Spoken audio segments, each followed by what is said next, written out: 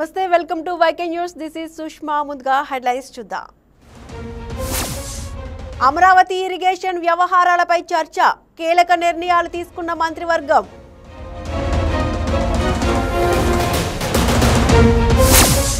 గోదావరి పుష్కరాల నాటికి పూర్తి చేయాలి పోలవరం ప్రాజెక్టుపై సీఎం ఆదేశం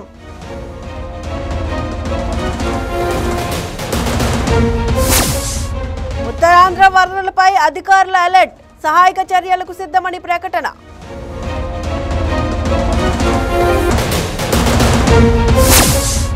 చిత్తూరు గ్యాంగ్ రేప్ నిందితుల అరెస్ట్ పరేడ్ చేయించిన పోలీసులు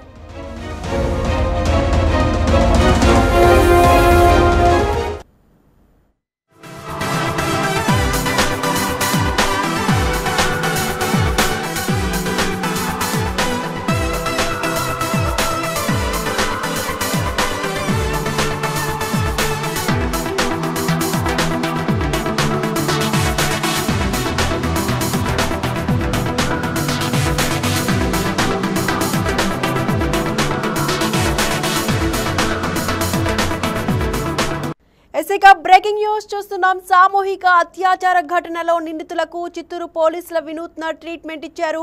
ముగ్గురు నిందితులను వీధుల్లో నడిపించుకుంటూ కోర్టుకు తీసుకెళ్లారు. గత నెలలో జరిగిన మైనర్ బాలికపై అత్యాచారం ఘటనలో తాజాగా ముగ్గురు నిందితులు అరెస్ట్ చేసిన పోలీసులు వారిని నగర వీధుల్లో నడిపించుకుంటూ కోర్టుకు తీసుకెళ్లారు.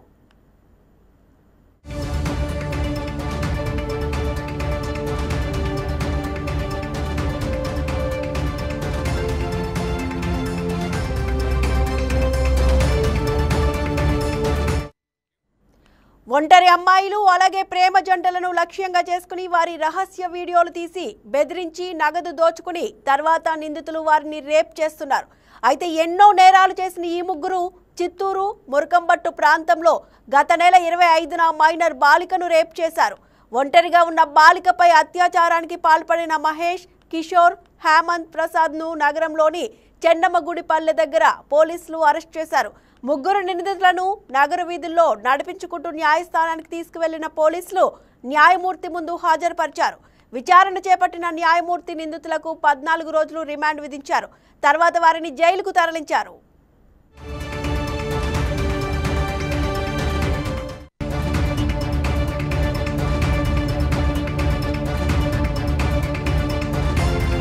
మురకంపట్టు దగ్గర ఉన్న నగరంలో పోయిన నెల 25వ తారీఖున ఒక ప్రేమ జంటపై దాడి చేసి వాళ్ళని గ్యాంగ్ రేప్ చేసినటువంటి ముద్దాయినటువంటి మురకంపట్టు అగ్రహారం చెందినటువంటి మహేష్, కిషోరు, సొంతపేరు చెందినటువంటి హేమచంద్ర అలియాస్ హేమచంద్ర ప్రసాద్, వీళ్ళ ముగ్గురిని ఈరోజు చిత్తూరు ఫారెస్ట్ రోడ్లో సిసి గుంట రోడ్ పల్లె దగ్గర అరెస్ట్ చేసి మీకు ఆధారపరచబడింది.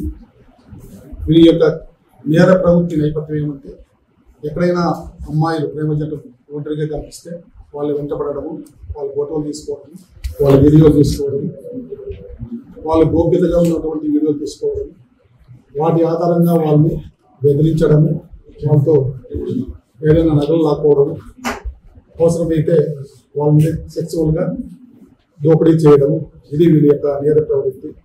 ఆ విధంగానే పోయిన నెల 25వ తారీఖున ఒక ప్రజెంట్ మన నగరం పార్కులో పెనుమూరు ప్రాంతం నగర పార్కులో వాళ్ళ కాలక్షేపం కోసం వెళ్ళింటే వీరు ఆ సమయానికి అక్కడికి వెళ్ళి వాళ్ళిద్దరూ ఒంటరిగా ఉన్నది గమనించి 1 PM మహేష్ అనే అతను వాళ్ళ దగ్గరికి వీడియో తీసుకుంటే దగ్గరికి వెళ్తారు. వాళ్ళ ఎంత కిషోరు, హేమచంద్ర ప్రసాద్ వెళ్తారు. వాయుగుండం ప్రభావంతో ఆంధ్ర ఒరిస్సా సరిహద్దుల్లో భారీ స్థాయిలో వర్షాలు కురుస్తున్నాయి. ఒరిస్సాలో కురుస్తున్న భారీ వర్షాలకు వంశధార నదికి వరద తాకిడి భారీగా పెరిగింది. ఈ మధ్యాహ్నం 110 క్యూసెక్కుల వరద నీరు హీరమండలం గొట్టా బ్యారేజ్కు చేరింది. ప్రధానంగా కొత్తూరు మండలంలోని పెనుగోటువాడ, మూతల, కడుము, హంస, పునుటూరు, మాకవరం, కుదిగం గ్రామాల చుట్టూ వరద నీరు చేరింది. దీనికి సంబంధించిన డ్రోన్ దృశ్యాలు అక్కడి పరిస్థితికి అద్దం పడుతున్నాయి.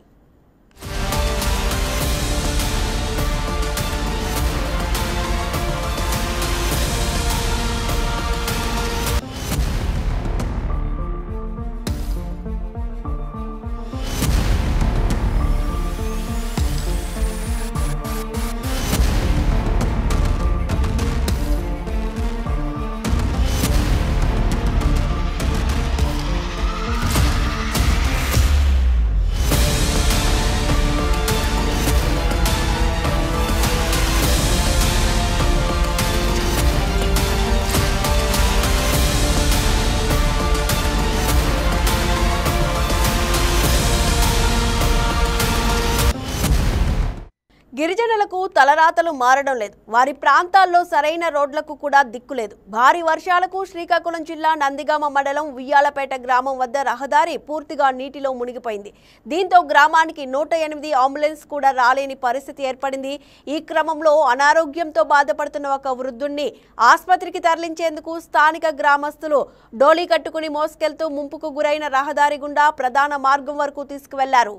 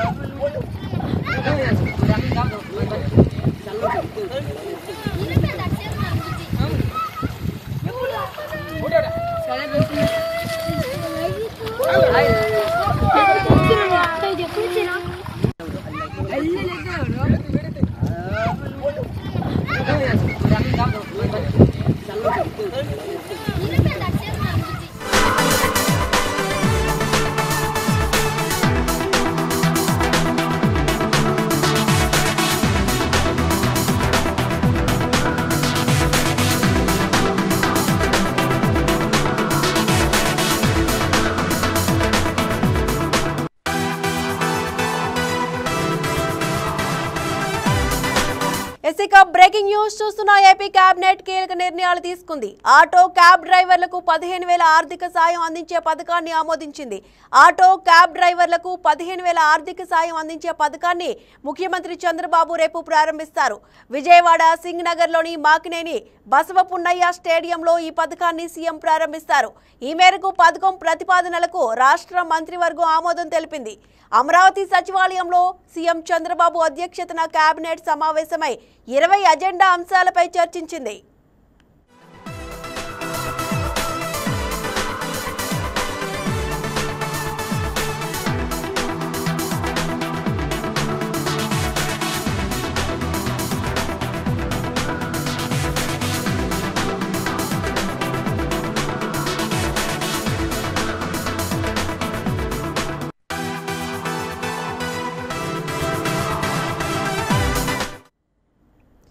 Land incentive for technical hubs lift policy 2024-29 అనుబంధ ప్రతిపాదనలకు మంత్రివర్గం ఆమోదం తెలిపింది. జలవనరుల శాఖకు సంబంధించి వివిధ పనులకు గ్రీన్ సిగ్నల్ ఇచ్చింది. కారవాన్ పర్యాటకానికి అమృత్ పథకం 2.0 పనులకు మంత్రివర్గం ఆమోదం తెలిపింది. అమరావతిలో వివిధ పనుల వేగవంతానికి స్పెషల్ పర్పస్ వెహికల్ ఏర్పాటుకు ఆమోద ముద్ర వేసింది. అమరావతి సహా రాష్ట్ర వ్యాప్తంగా పలు సంస్థలకు భూ కేటాయింపుల ప్రతిపాదనలకు ఆమోదం తెలిపింది. కుష్టు వ్యాధి పదం తొలగించేందుకు వీలుగా చట్ట సవరణ చేయాలని నిర్ణయించింది. విద్యుత్ శాఖకు సంబంధించి పలు ప్రతిపాదనలకు కార్మిక చట్టాల్లో పలు సవరణల ప్రతిపాదనలను మంత్రివర్గం ఆమోదించింది.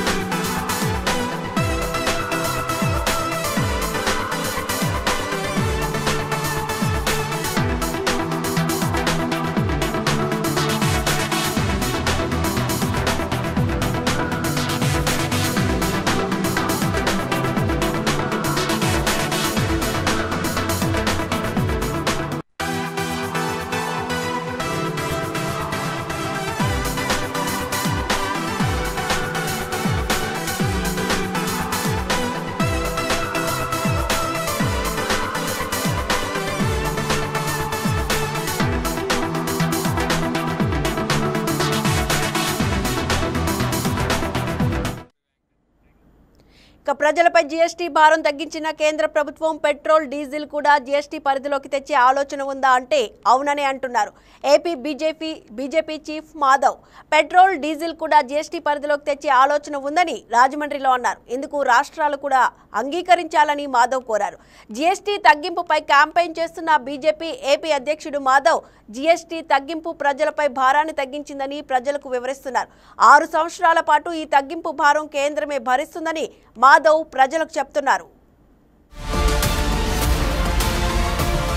రష్యా దగ్గర నుంచి మనం ఆయిల్ కొనుక్కుంటాం, ఎవరు మమ్మల్ని ఆపగలరు?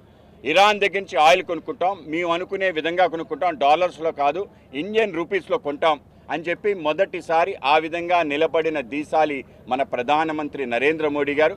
అలాగే ఇజ్రాయెల్ లాంటి దేశం, వియత్నాం లాంటి దేశం, వాటి దేశాలకు వెళ్ళకూడదని ఆంక్షలు మనకి అనేక దేశాలు పెట్టుతుండే, వాటిని దాటుకొని ఓటు బ్యాంక్ రాజకీయాలకు దూరంగా ఇవాళ స్వయం సమృద్ధి సాధించిన విదేశాంగ విధానాన్ని మనం అవలంబిస్తున్నాం.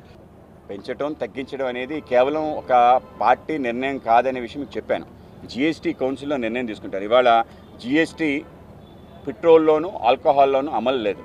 అది ఏదో బీజేపీ మోడీ గారు చెప్పారు, నిర్మలా సీతారామన్ గారు చాలాసార్లు మాట్లాడుతూ మాకు ఒకటే ఏకీకృత ట్యాక్స్ పెట్రోల్లో పెట్టాలనుకున్నాం, కానీ రాష్ట్ర ప్రభుత్వాలు ఒప్పుకోవట్లేదు. కనుక ఇది కలెక్టివ్ డెసిషన్, ఫెడరల్ సిస్టంలో డెసిషన్. ఆ విధంగా పెంచడం తగ్గించడం కూడా అదే నిర్ణయం. అన్ని రాష్ట్రాలు కలిసి రావాలి, ఏ రాష్ట్రం కూడా సిద్ధం లేదు. అందరికీ తెలియాల్సింది ఏంటంటే జిఎస్టీలో ఏదైతే పెట్రోల్లో అతి తక్కువ ట్యాక్స్ వేసేది కేంద్రం, రాష్ట్రం దానికి 2 రెట్లు ఎక్కువ ఇస్తుంది. 30% ఇక్కడ వేస్తున్నారు, కేంద్రం కేవలం 18%, 16% ఇస్తుంది. అక్కడి నుంచి ఏది కూడా బయట ప్రాంతానికి వెళ్లకుండా ఉండే ప్రయత్నం, రీటైల్గానే కొనుక్కోవాలనే కదా, బల్క్ హోలు స్మగ్లింగ్ అన్ని చోట్ల జరుగుతుంది. సో వీటిని తగ్గించే బంగాళాఖాతంలో తరచుగా ఏర్పడుతున్న వరుస అల్పపీడనాలు తీర ప్రాంతాల్లోని మత్స్యకారుల జీవితాలను అతలాకుతలం చేస్తున్నాయి. వాతావరణ హెచ్చరికల కారణంగా వేటకు వెళ్లడానికి వీలులేక బోట్లను హార్బర్లకే పరిమితం చేయాల్సి వస్తోంది. దీంతో గంగపుత్రుల బతుకుదెరువు తీవ్ర సంక్షోభంలో కూరుకుపోతోంది. సాధారణంగా ఈ సమయంలో హార్బర్ అంతా వేటకు సిద్ధమవుతున్న సందడితో, చేపల లోడింగ్తో బిజీగా ఉంటుంది.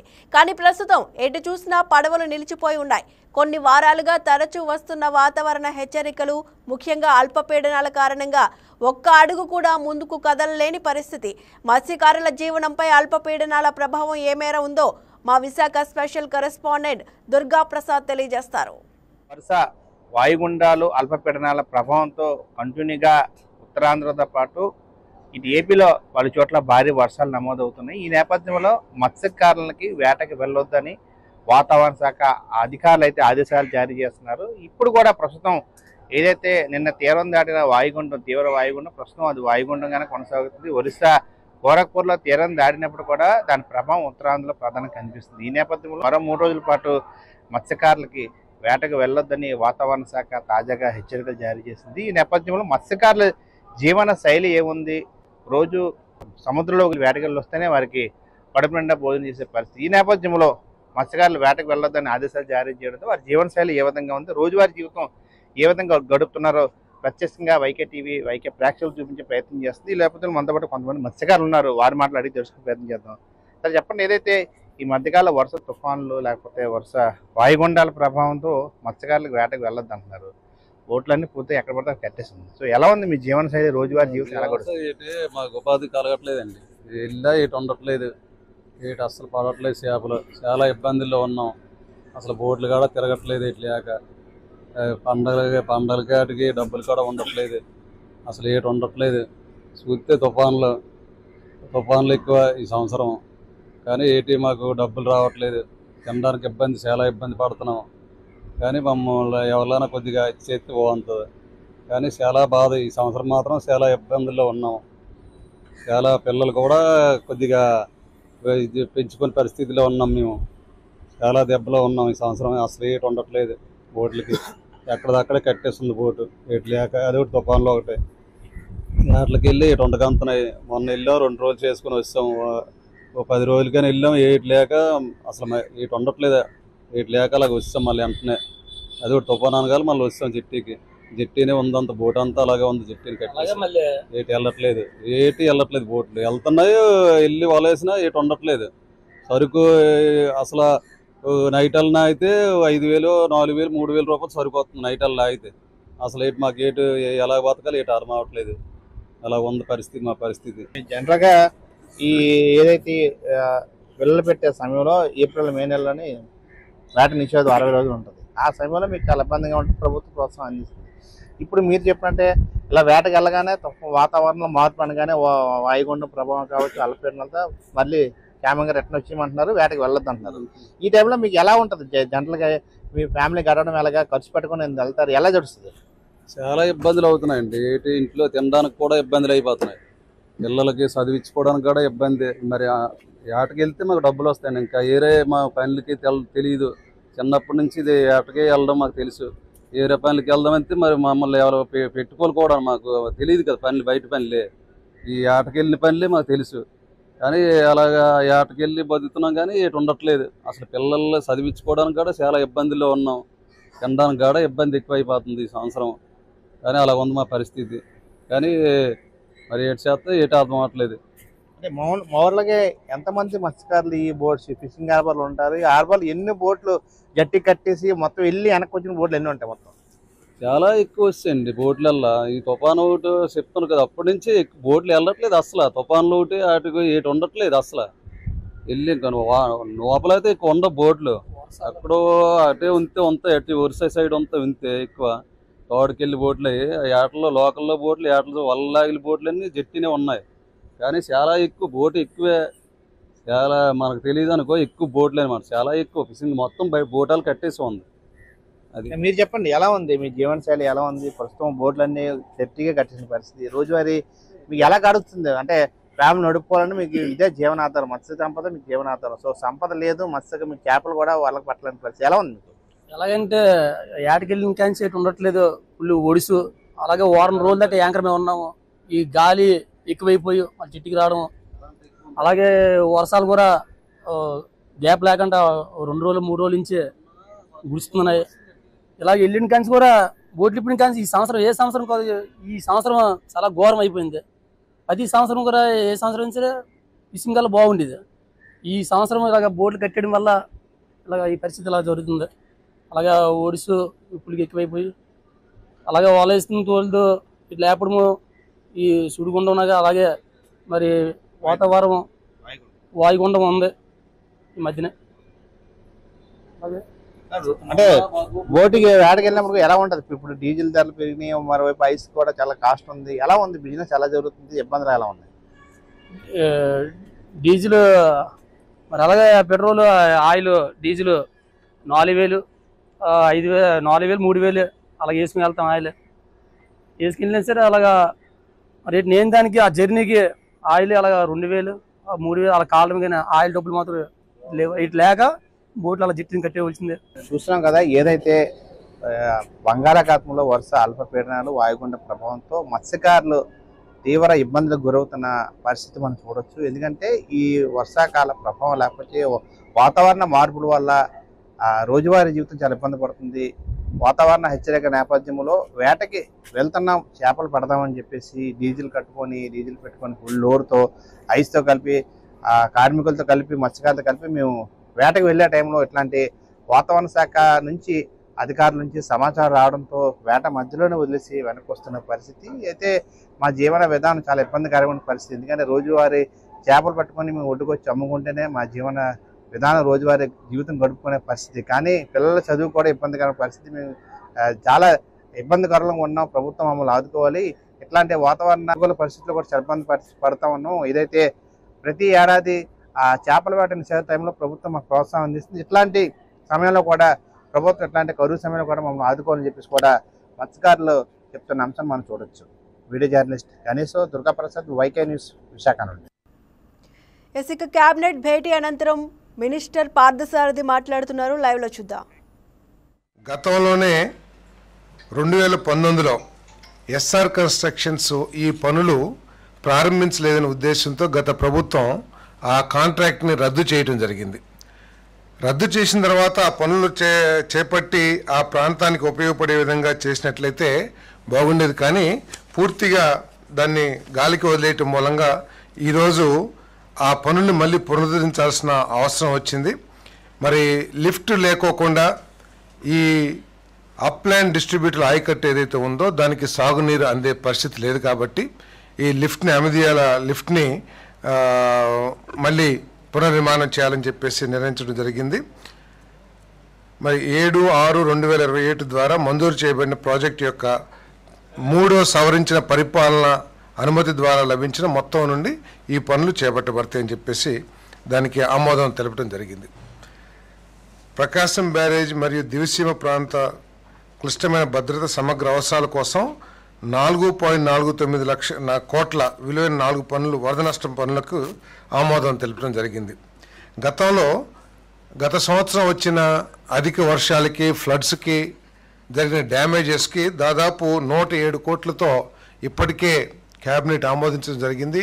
దాదాపు 517 పనులకి రాష్ట్ర వ్యాప్తంగా 517 పనులకి 107 కోట్లతో ఇప్పటికే ఆమోదం తెలపడం జరిగింది క్యాబినెట్. ఆ పనులు కూడా ప్రారంభించడం జరిగింది.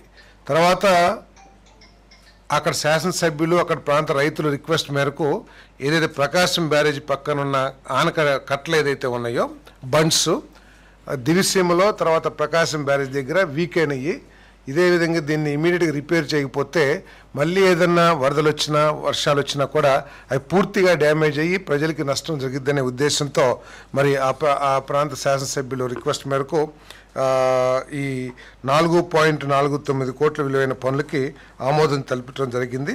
అంతేకాకుండా ఈ పనులు ఇప్పటికే ప్రారంభించడం జరిగింది, టెండర్లు పేయడం కూడా జరిగింది. దీన్ని క్యాబినెట్ అప్రూవల్ లేకపోవడం మూలంగా ఫైనాన్స్ వారు రిజెక్ట్ చేస్తే ఇప్పుడు క్యాబినెట్ ఆమోదం తీసుకుని ఆ పనుల్ని పూర్తి చేసే చర్యలు తీసుకుంటామని చెప్పేసి మనం చేస్తాను.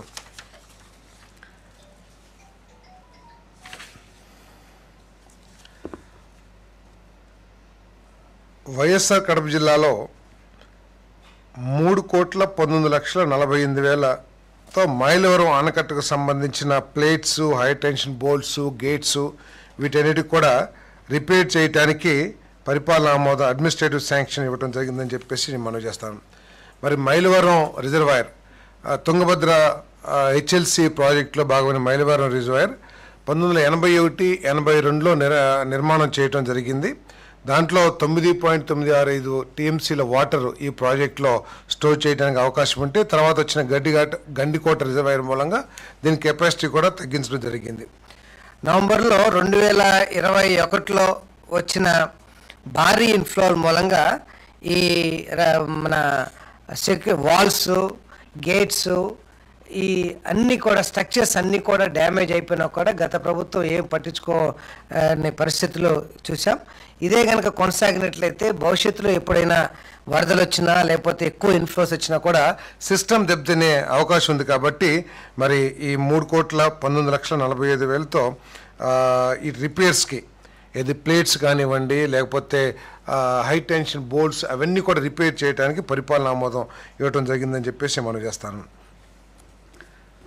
అదేవిధంగా 1,15,403 ఎకరాల ఆయకట్టుకు నీరు అందించడానికి మరియు తిరుపతి జిల్లాలోని తిరుపతి మరియు తిరుమలకు తాగునీటిని అందించడానికి వీలుగా హెచ్ఎన్ఎస్ఎస్ వ్యవస్థ యొక్క బ్రాంచ్ కెనాల్ నీవా నుండి నారావారిపల్లె సమీపంలో మూలపల్లి ట్యాంక్ మరియు 4 క్యాస్కేడింగ్ ట్యాంకులు కళ్యాణి ఆనకట్టకు నీరు సరఫరా చేసేందుకు 126 కోట్ల రూపాయల విలువైన పనికి ఆమోదం తెలపడం జరిగింది. దీనికి ఈ కళ్యాణి కట్ట గురించి అందరికీ తెలిసిందే. దీని ద్వారా దాదాపు 1,15,403 ఎకరాలు సాగునీరు అందించడానికి తిరుపతి తిరుమలకి త్రాగునీరు అందించడానికి గతంలోనే ప్రభుత్వం చంద్రబాబు నాయుడు గారి తెలుగుదేశం ప్రభుత్వం ఉన్నప్పుడే మరి 2017లోనే 2017-18 ప్రాంతాల్లో టెండర్లు కూడా ఇవ్వటం జరిగింది ఎన్సీసీకి. కానీ ఆ వర్కులు స్టార్ట్ కాలేదనే ఉద్దేశం కానివ్వండి ఏదైనా కానివ్వండి గత ప్రభుత్వం క్యాన్సిల్ చేసి మళ్ళీ ఆ పనులు అవసరం ఉందా లేదే అనే రివ్యూ కూడా చేయకోకుండా ఆ ప్రాజెక్టును పూర్తిగా మూలపడేయటం జరిగింది. మరి 1,15,000 ఎకరాలకి సాగునీరు తిరుమల తిరుపతి మనందరికీ తెలిసిందే. ప్రతి సంవత్సరం పాపులేషన్ కానివ్వండి ఫ్లోటింగ్ పాపులేషన్ కానివ్వండి పెరుగుతున్న విషయం అందరూ కూడా చూస్తూ ఉన్నాం. సో దీన్ని అవసరాలను దృష్టిలో పెట్టుకుని ఇప్పుడు 126 కోట్లు మొత్తానికి అంటే హెచ్ఎన్ఎస్ సంస్థ యొక్క నీవా బ్రాంచ్ కెనాల్ నుండి మూలపల్లి ట్యాంకు తర్వాత అంటే నారావారిపల్లి సమీపంలో మరియు 4 క్యాస్కేడింగ్ ట్యాంకులు మరియు కళ్యాణ ఆనకట్టకు నీటిని సరఫరా చేయడానికి 126.06 కోట్ల మొత్తానికి మంత్రిమండలి ఆమోదం తెలిపింది.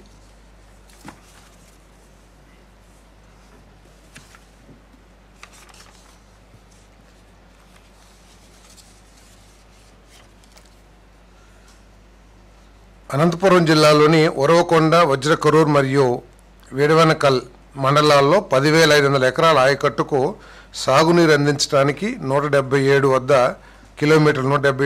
హెచ్ఎన్ఎస్ఎస్ ప్రధాన కాలం నుండి 100 క్యూసెక్కుల నీటిని ఎత్తివేయడానికి లిఫ్ట్ చేయడానికి వజ్రకరూరు మండలం రాగులపాడు గ్రామ సమీపంలో 55.6 కోట్ల మొత్తంతో కొత్తలపల్లి లిఫ్ట్ పథకం పనికి ఆమోదం కోసం చేసిన ప్రతిపాదనని మంత్రిమండలి ఆమోదించడం జరిగిందని చెప్పేసి నేను మనవి చేస్తాను. దీని ద్వారా 10,500 ఎకరాలకి సాగునీరు, అదేవిధంగా డ్రింకింగ్ వాటర్ కూడా ఉపయోగపడుతుంది కాబట్టి ఈ స్కీమ్ని ఆమోదించడం జరిగిందని చెప్పేసి నేను మనవి చేస్తా ఉన్నాను. మిడ్ పెన్నార్ ప్రాజెక్ట్ అనంతపురంకు రబ్బర్ సీళ్ల భర్తీ, కొత్త వాక్వే వంతెన నిర్మాణం, రేడియల్ క్రస్ట్ గేట్లకు బ్లాస్టింగ్ మరియు పెయింటింగ్ సరఫరా మరియు కొత్త ప్రధాన నియంత్రణ ప్యానెల్ బోర్డుల నిర్మాణం, ఉప పంపిణీ ప్యానెల్ బోర్డులు, నియంత్రణ ప్యానెల్ బోర్డుల వరకు ఆనకట్ట అందం పనులకు ఆమోదం తెలిపింది.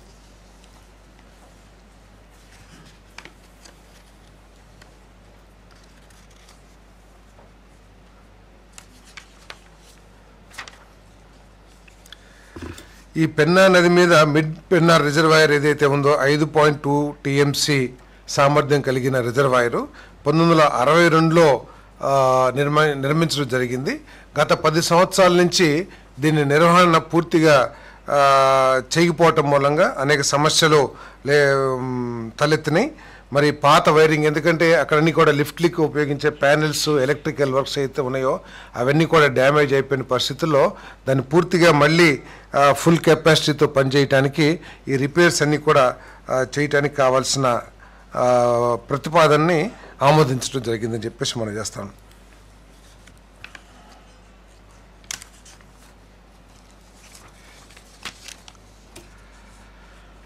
ఆటో డ్రైవర్ సేవలో ఏదైతే స్త్రీ శక్తి పథకం ద్వారా మహిళలకి ఉచిత బస్సు సౌకర్యం ఏదైతే కల్పించామో ఇప్పటికే 10 కోట్ల మంది మహిళలు ఈ పథకాన్ని వినియోగించుకోవటం, మహిళలందరూ కూడా ఈ పథకాన్ని చాలా సంతోషంగా ఆమోదించి పథకాన్ని వినియోగించుకుంటూ మనందరం కూడా చూస్తున్నాం. సో దీని మూలంగా ఆటో డ్రైవర్స్కి, ఆటో నడిపే వాళ్ళందరికీ కూడా కొన్ని ఇబ్బందులు తలెత్తుతున్నాయి. వారికి ఏదైతే వారి ప్రొఫెషన్ ఉందో దానికి ఇబ్బంది పడుతుందని చెప్పేసి కొంతమంది ఆటో డ్రైవర్లు, క్యాబ్ డ్రైవర్స్ వీళ్ళందరూ కూడా ముఖ్యమంత్రికి రిప్రజెంటేషన్ చేయటం ద్వారా మరి ముఖ్యమంత్రి గారు వారి సమస్యని కూడా పరిగణలోకి తీసుకుని ఈ ప్రభుత్వం యొక్క లక్ష్యం సాధ్యమైనంత వరకు ప్రభుత్వం చేసే కార్యక్రమాల ద్వారా ఎవరికి నష్టం కలగకూడదు, ఎవరు ఇబ్బంది పడకూడదు అనే లక్ష్యంతో ఏదైతే ఈ ప్రభుత్వం పనిచేస్తుందో దాంట్లో భాగంగా ముఖ్యమంత్రి గారు ఆటో రిక్షా వాళ్ళకి, డ్రైవర్స్కి, మోటార్ క్యాబ్ డ్రైవర్స్కి, మ్యాక్సీ క్యాబ్ డ్రైవర్స్కి 15,000 రూపాయల ఆర్థిక సాయం అందించడానికి జారీ చేయబడిన ఉత్తర్వులని మంత్రిమండలి ఆమోదించిందని చెప్పేసి మనం చేస్తాను. మరి రేపు 4వ తారీఖున ఈ కార్యక్రమాన్ని పెద్ద ఎత్తున రాష్ట్ర వ్యాప్తంగా మరి ప్రారంభించడం జరగబోతోంది ప్రతి జిల్లాలో కూడా. దీని ద్వారా దాదాపు 2,90,669 మంది క్యాబ్ డ్రైవర్స్ కానీ, ఆటో డ్రైవర్స్ కానీ ఈ పథకం ద్వారా లబ్ధి పొందుతారని చెప్పేసి మనం చేస్తాను. ఎవరైనా సరే అర్హత ఉండి, ఎందుకంటే చాలా పారదర్శకంగా అర్హుల లిస్టుని తయారు చేయడం జరిగింది. ఎవరికైనా సరే అర్హత ఉండి బై మిస్టేక్ ఎవరికైనా రాకపోతే వాడు ఇమీడియట్గా గ్రీవెన్స్లు అప్లై చేస్తే వారు కూడా ఇవ్వడం జరుగుతుందని చెప్పేసి మనం చేస్తాను. మరి మొత్తం ఈ పథకం ద్వారా 436 కోట్ల భారం ప్రభుత్వం భరించబోతుందని చెప్పేసి మనం చేస్తాను. మొత్తం 2,90,669 మందికి ఈ పథకం ద్వారా లబ్ధి చేకూరుతుంది 15,000 రూపాయలు. ఆటో డ్రైవర్ సేవలో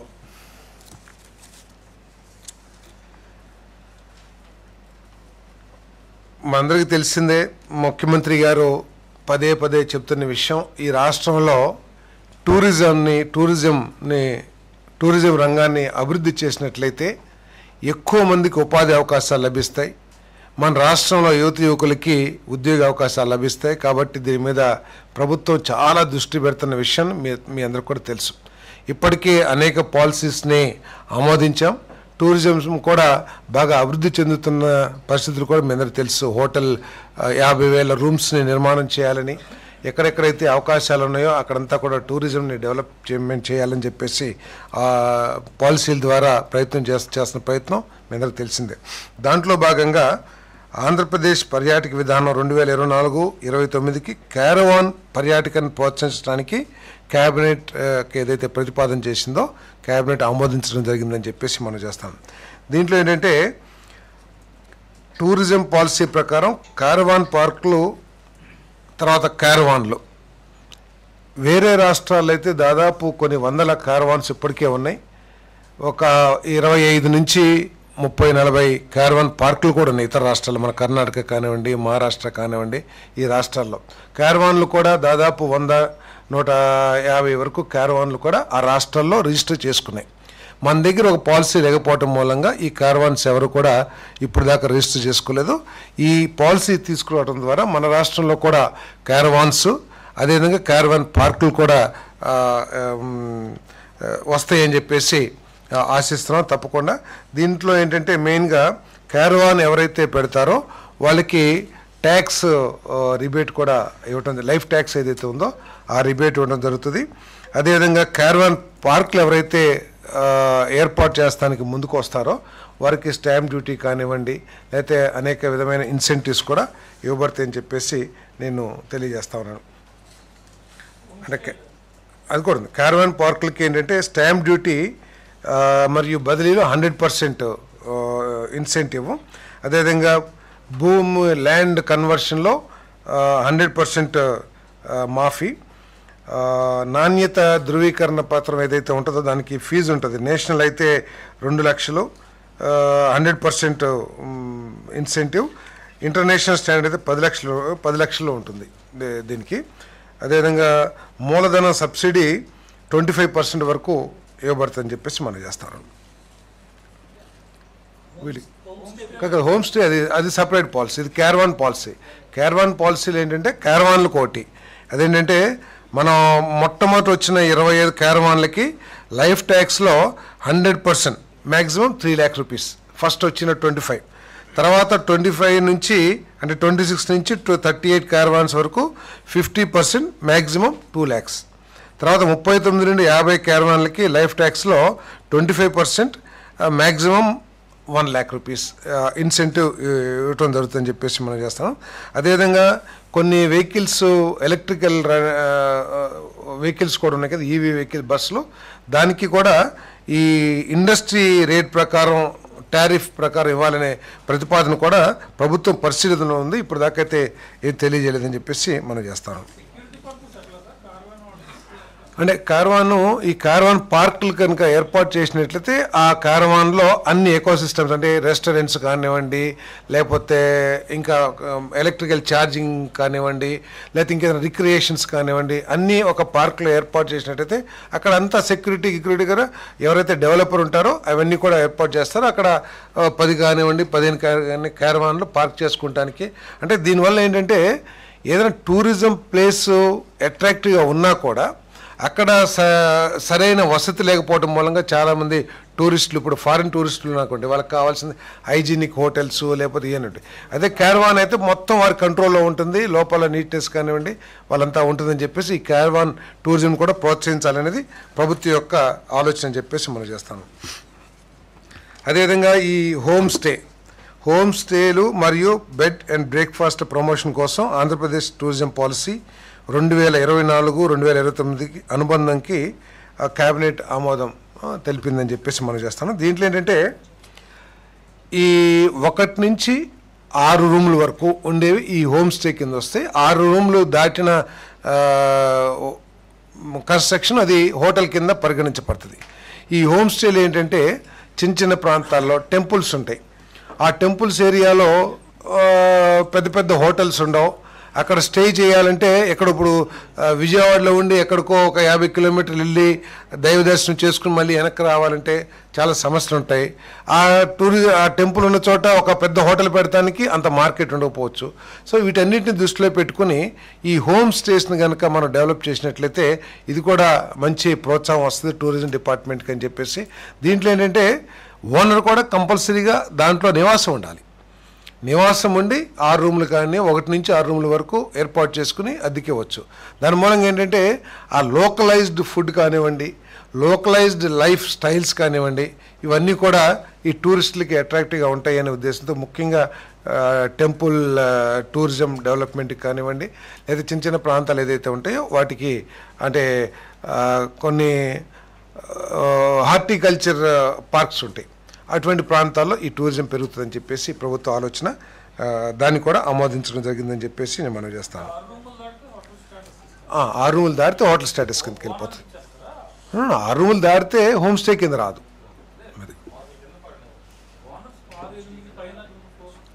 6 రూముల వరకు హోమ్ స్టే కింద వస్తుంది. 6 రూమ్స్ దాటితే అది హోటల్ కింద కన్సిడర్ అవుతుంది. దాని రూల్స్, దాని రెగ్యులేషన్స్ అన్నీ కూడా వేరుగా ఉంటాయి.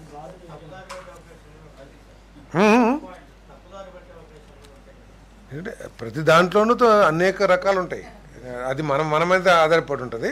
దానికి నియంత్రించడానికి ప్రభుత్వ యంత్రాంగం అంతా కూడా రెడీగా ఉంటుంది. ఎప్పుడైనా నా బోటు నీ బోటు ఏదైనా ఏదో మీరు అన్నట్లు జరిగితే ప్రభుత్వం కఠిన చర్యలు తీసుకుంటుంది ఎవరైనా సరే. ఎస్, ఓనర్ ఉంటారు అక్కడే. ఓనర్ నివాసం ఉంటాడు.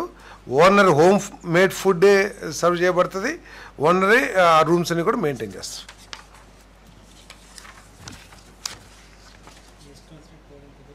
పోదు, కుదరదు.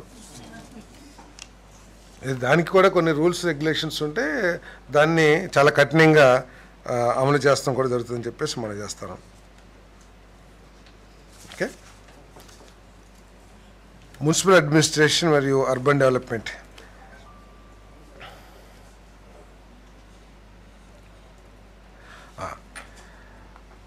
ప్రభుత్వం 13/5/2025 GOMS నెంబర్ 82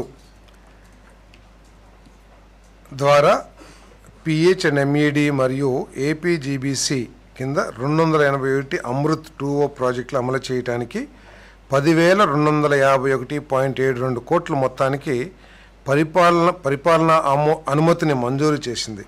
సవరించిన రాష్ట్ర జల కార్యాచరణ ప్రణాళిక ట్రాన్స్ 1-2లో రాయితీ హైబ్రిడ్ యాన్యుటీ కింద ఆమోదించబడింది.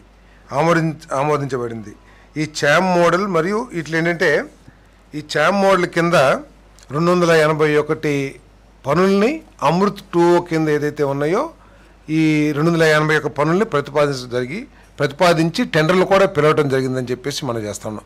ఛామ్ మోడల్ కింద. ఛామ్ అంటే మీకు తెలిసిందే కదా, కన్సెషనరీ హైబ్రిడ్ యాన్యుటీ మోడల్ కింద పిలుసు. అయితే ఈ టెండర్లో పార్టిసిపేట్ చేసిన బిడ్డర్స్ చాలామంది వారి అభిప్రాయాల్ని తెలియజేశారు ప్రభుత్వానికి. ఏ విధంగా ఉంటే ఎందుకంటే ఇది ఒక కొత్త మోడల్ మన రాష్ట్రంలో అమల్లోకి తీసుకొచ్చిన విధానం కాబట్టి దీనికి సంబంధించి దీంట్లో పార్టిసిపేట్ చేసిన బిడ్డర్స్ చాలామంది సూచనలు చేశారు. సూచనలు ఏంటంటే 2024-2025 SSR ప్రకారం ఈ పనులన్నింటి కూడా 10,251 కోట్ల పనులన్నింటి కూడా ఎస్టిమేట్ ప్రిపేర్ చేయబడింది.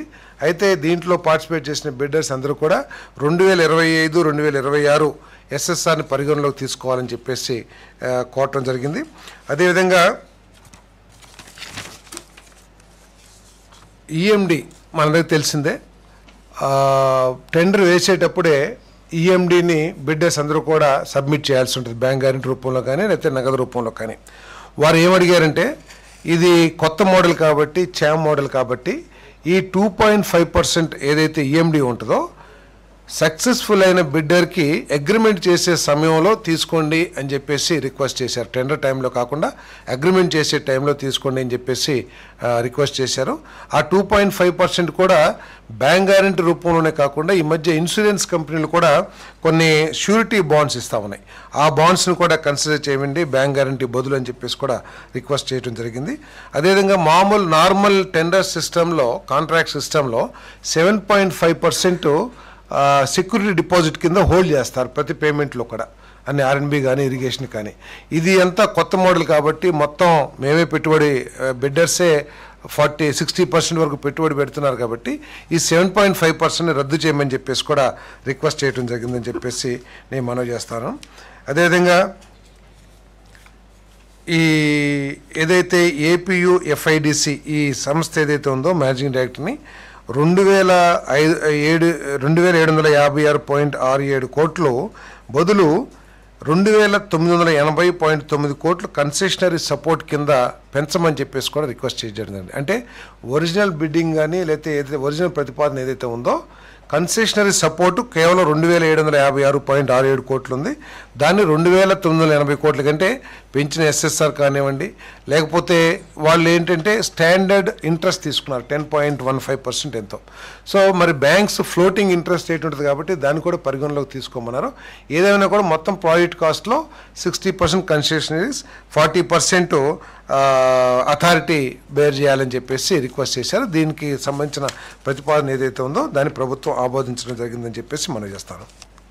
తర్వాత ఇప్పటికే మన సిఆర్డిఏలో ఇంతకుముందు అమరావతి డెవలప్మెంట్ అనేది ఇట్లా ఎస్పీవి వెహికల్స్ ఏదైతే స్పెషల్ పర్పస్ వెహికల్స్ ఏదైతే ఉన్నాయో ఈరోజు కొత్త ఎస్పీవి ఫార్మేషన్ కోసం ప్రతిపాదన ఏదైతే వచ్చిందో దాన్ని ఆమోదించడం జరిగింది. ఈ స్పెషల్ పర్పస్ వెహికల్ ఏదైతే ఉందో దీనికి పర్టికులర్ ప్రాజెక్ట్స్ని greenfield airport, statue of NTR, smart industries, iconic bridge, sports city, river front development, ropeway, IRR and other special projects identified from time to time. ఈ ప్రాజెక్టులు ప్రత్యేకంగా ఈ ప్రాజెక్టుల కోసం ఒక ఎస్పీవీని ఏర్పాటు చేయాలని చేసిన ప్రతిపాదనకి ప్రభుత్వం ఆమోదం తెలిపిందని చెప్పేసి మనం చేస్తాను. అందరికీ తెలిసిందే ఏపీసీఆర్డీఏ అమరావతి క్యాపిటల్ని డెవలప్ చేయడానికి ఏపీసీఆర్డీ యాక్ట్ 2014 ఏదైతే ఉందో 37,916 ఎకరాలని ల్యాండ్ పూలింగ్ ద్వారా సేకరించాలని చెప్పేసి అమరావతిని అభివృద్ధి చేయడానికి సేకరించాలని చెప్పేసి ప్రతిపాదించింది. 37,916 2014లో. మే 2019కి అంటే గత చంద్రబాబు నాయుడు గారి ప్రభుత్వం ఉన్నప్పటికీ 34,385 ఎకరాలు మాత్రమే పూలింగ్లో తీసుకోవటం జరిగింది. 34,385 ఎకరాలు. 3,531 ఎకరాలు రైతులు పూలింగ్లో ఇవ్వటానికి ముందుకు రాలేదు. అయితే 2,101 ఎకరాన్ని ల్యాండ్ ఎక్విజిషన్ కింద అంటే ఎవరైతే పూలింగ్కి ఇష్టపడలేదో ఆ ల్యాండ్ని ల్యాండ్ ఎక్విజిషన్ కింద తీసుకోవాలని చెప్పేసి ఆ రోజు ప్రతిపాదించడం జరిగింది. 2,101.5 ఎకరాలు ల్యాండ్ 2,101.5 2016-17లో ల్యాండ్ అక్విజిషన్ ద్వారా తీసుకోవాలని చెప్పేసి నిర్ణయించడం జరిగింది. దాంట్లో 191.62 ఎకరాలకి అవార్డ్స్ కూడా పాస్ అయింది ల్యాండ్ ఎక్విజిషన్ కింద. అంటే ఏదైతే 2013 ల్యాండ్ ఎక్విజిషన్ యాక్ట్ ఏదైతే ఉందో ఆ యాక్ట్ ప్రకారం 191.62 ఎకరాలకి అవార్డు కూడా పాస్ చేయడం జరిగింది. తర్వాత 369.23 ఎకరాలు ఆ రైతులే మళ్ళీ పూలింగ్లో ఇస్తామని చెప్పేసి ముందుకొచ్చి పూలింగ్లో ఇవ్వటం జరిగింది. 369.23 ఎకరాలు. తర్వాత 1,197.37 ఎకరాలు ల్యాండ్ ఎక్విజిషన్ నుంచి విత్డ్రా చేసుకుంది ప్రభుత్వం. ఏది ఫిబ్రవరి 2024లో ఆనాటి వైఎస్ఆర్ కాంగ్రెస్ ప్రభుత్వం 1,197.3 ఎకరాలుని ల్యాండ్ ఎక్విజిషన్ నుంచి విత్డ్రా చేసుకుంది ఆనాటి ప్రభుత్వం. ఇంకా 343.36 ఎకరాలు ఇంకా విత్డ్రా చేసుకోవాల్సిన అవసరం ఉంది ల్యాండ్ ఎక్విజిషన్ నుంచి. సో దాన్ని ఇప్పుడు విత్డ్రా చేసుకునే అడ్వకేట్ జనరల్ ద్వారా ఇది ల్యాండ్ ఎక్విజిషన్ విత్డ్రా చేసుకున్నా పర్లేదు. ఏదైతే అడ్డంకులుగా ఉన్నాయో, సపోజ్ మనం ఒక రోడ్డు వేస్తున్నాము, ఆ రోడ్డుకి ఒక చివరో లేకపోతే మధ్యలోనో ఏదో ఒక ప్రాంతంలో ఏదైనా భూమి అడ్డం ఉంది, ఇటువంటి భూమి ఉంటే మళ్ళీ ల్యాండ్ ఎక్విజిషన్ ప్రపోజల్ ఇచ్చి ఆ ల్యాండ్ని తీసుకోవచ్చు అని చెప్పేసి మన లీగల్గా అంతా కూడా స్క్రూటినీ చేసిన తర్వాత ఉన్నదాన్ని విత్డ్రా చేసుకుని ఏదో 343.36 ఎకరాలు ఏదైతే ఉందో ఇంకా విత్డ్రా చేసుకుంది. గత ప్రభుత్వం విత్డ్రా చేయని ల్యాండ్ ఎక్విజిషన్ విత్డ్రా చేయని భూమి ఏదైతే ఉందో విత్డ్రా చేసి ఎక్కడెక్కడైతే అడ్డంకిగా మారిందో అమరావతి అభివృద్ధికి, సపోజ్ ఏదన్నా కాంప్లెక్స్ కడుతున్నాము, దాంట్లో ఒక 5 ఎకరాలు అడ్డంకిగా ఉంది, దాన్ని ల్యాండ్ ఎక్విజిషన్ కింద మళ్ళీ నోటిఫై చేసి తీసుకోవచ్చు అని చెప్పేసి లీగల్ ఒపీనియన్ తీసుకుని అడ్వకేట్ జనరల్ సూచన ప్రకారం దాన్ని విత్డ్రా చేస్తున్నామని చెప్పేసి మనం చేస్తాం. ఆ ప్రతిపాదన కూడా ఆమోదించడం జరిగింది. లేదండి, ఇప్పటికైతే లేదు. అంటే వాళ్ళు ఇవ్వనన్నోళ్ళే కదా, వాళ్ళు మేము ల్యాండ్ వాళ్ళు వచ్చి ఇస్తానంటే ప్రభుత్వం పరిశీలిస్తుంది తప్పుకోకుండా. వాళ్ళు ఎవరంటే 343 ఎకరాలు, మొత్తం 1197 ఎకరాలు గత ప్రభుత్వం విత్డ్రా చేసింది. కానీ మరి ఏ కారణంతోనే కానీ 343 ఎకరాలు ఇంకా విత్డ్రా చేయలేదు. దాన్ని ఇప్పుడు విత్డ్రా చేసి ఎక్కడెక్కడైతే అడ్డంకిగా ఉందో ఈ అమరావతి డెవలప్మెంట్కి ప్రాజెక్ట్స్ కానివ్వండి, లేకపోతే ఇంకా దేనికైనా వాటర్ వర్క్స్ కానివ్వండి, దాన్ని మళ్ళీ ల్యాండ్ ఎక్విజిషన్ నోటిఫై చేసి తీసుకోవచ్చు అని చెప్పేసి లీగల్గా ఆమోదించిన తర్వాత దాన్ని విత్డ్రా చేయడం జరిగింది. సెకండ్ ఫేజ్ డిస్కషన్ ఏమీ రాలేదు. ఏది కాదు ల్యాండ్ ఎక్విజిషన్. ఒకవేళ రైతులు ఇప్పుడు రోడ్డు నిర్మాణంలో అడ్డంకిగా ఉంది, ఆ రైతు ముందుకొచ్చి ల్యాండ్ పూలింగ్ ఇస్తానంటే ప్రభుత్వం పరిశీలించవచ్చు.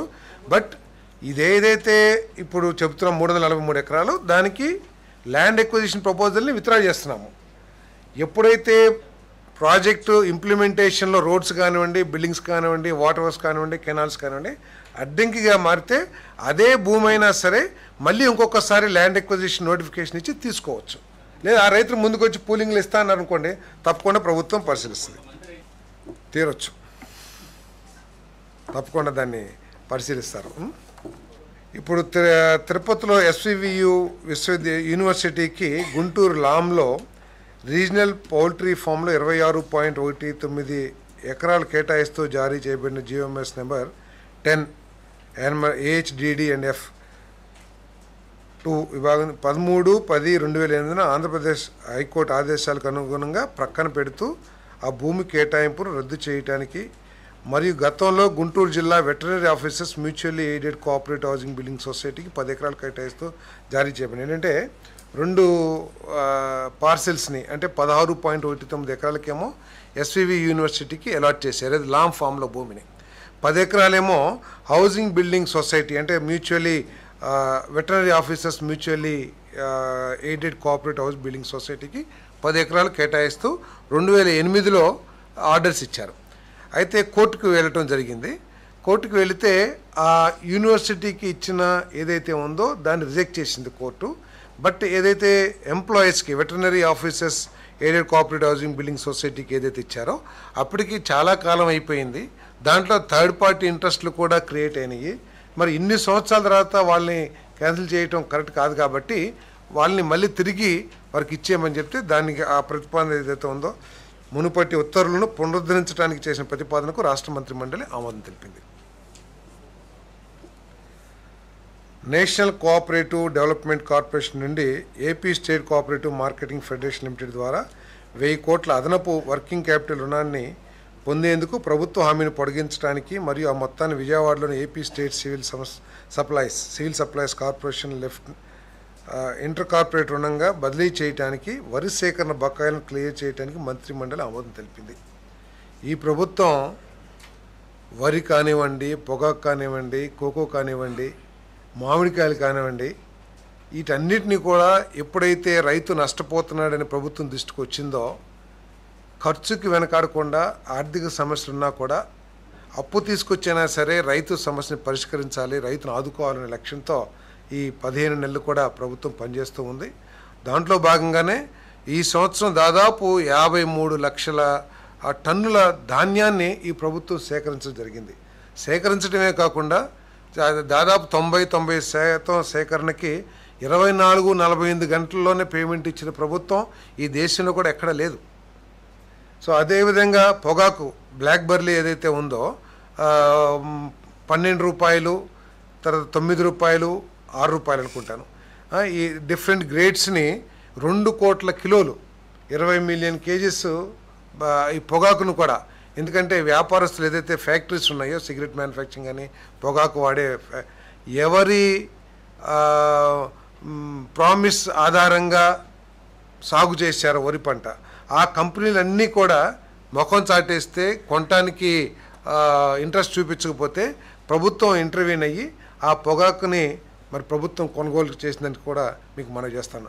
అదేవిధంగా ఫ్యాక్టరీలు ఎవరైతే కోకో తయారు చేస్తారో, చాక్లెట్ తయారు చేస్తారో ఆ కంపెనీలన్నీ రైతులు ప్రోత్సహించి మీరు సాగు చేయండి మేము కొనేస్తాము అని చెప్పేసి వాళ్ళకి నమ్మబలికి ఆఖరికి ప్రొడక్షన్ ఎక్కువగా వచ్చిన తర్వాత వాళ్ళంతా ముఖం చాటేసిన పరిస్థితులు. అక్కడ కూడా 50 రూపాయలు అదనంగా కిలోకి ఇచ్చి మరి ఆ కోకో రైతులను కూడా ఆదుకుంటం జరిగిందని చెప్పేసి మనం చేస్తున్నాం. అదేవిధంగా చిత్తూరులో మామిడి రైతులు గతంలో ఎన్నడూ లేని విధంగా 4 రూపాయలు కిలోకి ఇచ్చి కూడా మరి కొన్న విషయం అందరికీ తెలిసిందే.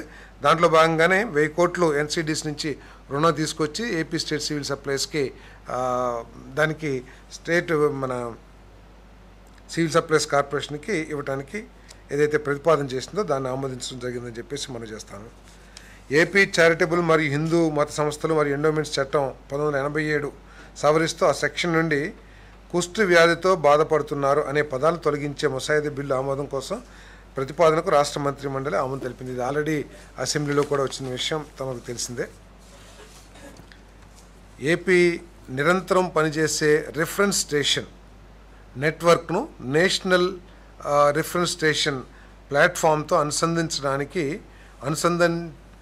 అనుసంధానించడానికి ఆంధ్రప్రదేశ్ ప్రభుత్వం మరియు survey of India science and technology మంత్రిత్వ శాఖ గవర్నమెంట్ ఆఫ్ ఇండియా మధ్య కుదిరే అవగాహన ఒప్పందాన్ని ఆమోదించడానికి మరియు మంగళగిరిలోని survey settlements and land records డైరెక్టర్కు అవగాహన ఒప్పందంపై సంతకం చేయడానికి అధికారం ఇచ్చే ప్రతిపాదనకు రాష్ట్ర మంత్రి మండలి ఆమోదం తెలిపింది.